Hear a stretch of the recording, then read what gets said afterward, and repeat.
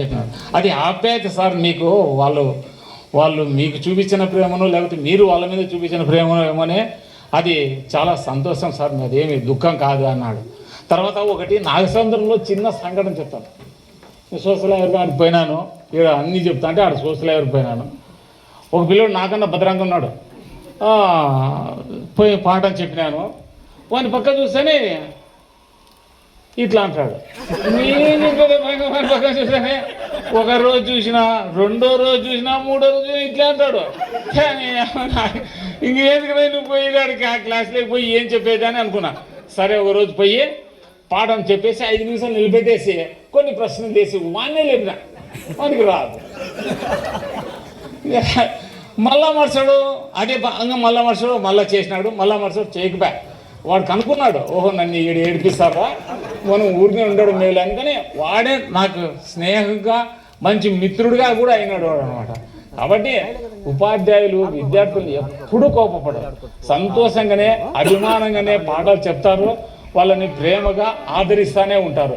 మీ యొక్క ఉన్నత స్థితిని ఎప్పుడూ కోరుకుంటారు. ఇప్పుడు మీరు మా పిల్లలు, మీ పిల్లలకి మీరు అట్లా అంటే మా చదువు మీరు గ్రహించినారు, మీరు గ్రహించిన చదువు మీ పిల్లలకు చెప్పి బాగా వాళ్ళని అభివృద్ధి స్థానంలో తీసుకురావాలని కోరుకుంటాను. ఏంపా తిట్టుకోవద్దండి, మంచిగానే ఉండండి.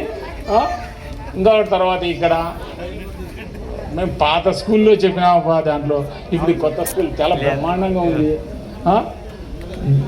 కాబట్టి సదుపాయాలు కూడా బాగా ఉన్నాయి. మేము ఏదో వస్తాంటే పోతాంటే ఇప్పుడు సార్ చెప్పా, ఎవరు నాకే ఆ స్టేషన్ కాడికి వస్తాండ్రి, క్యారియర్ తీసుకొని వస్తాండ్రి, పోయేటప్పుడు ఆటో ఎక్కిస్తాండ్రి. ఆయన 8 ఏళ్ళు పనిచేసినప్పుడే మీరు అంతా సేవ్ చేసినారు, నేను 14 ఏళ్ళు పనిచేసినాను. సైకిల్ దెబ్బను కూడా దెబ్బపోయారు మీరు, సైకిల్ దెబ్బను కూడా దెబ్బలేదు సార్ వీళ్ళు, మీకు క్యారియర్ పోసినారంటున్నారు. అయ్యో పాపమని కూడా లేదు సార్, సైకిల్ ఎట్లా తొక్కుతారు సార్ మీరంటే, ఇంక తొక్కాలి కదా పని రావాలంటే సైకిల్ తొక్కాల్సిందే అని ఒక్కనాడు కూడా లేదు. ఇప్పుడు ఆయవాడు చెప్తానే నాకు చాలా బాధ అవుతుంది.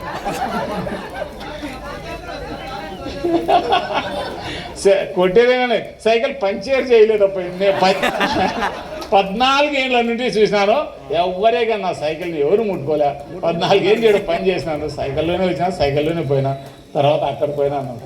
కాబట్టి మీరు ఒక ఆదరాభిమానాలు నా మీద చాలా ఎక్కువగా ఉన్నాయని దానికి చాలా సంతోషిస్తున్నాను. నా యొక్క ఆశీస్సులు మీకు ఎప్పుడూ ఉంటాయని కోరుకుంటూ విరమిస్తున్నాను.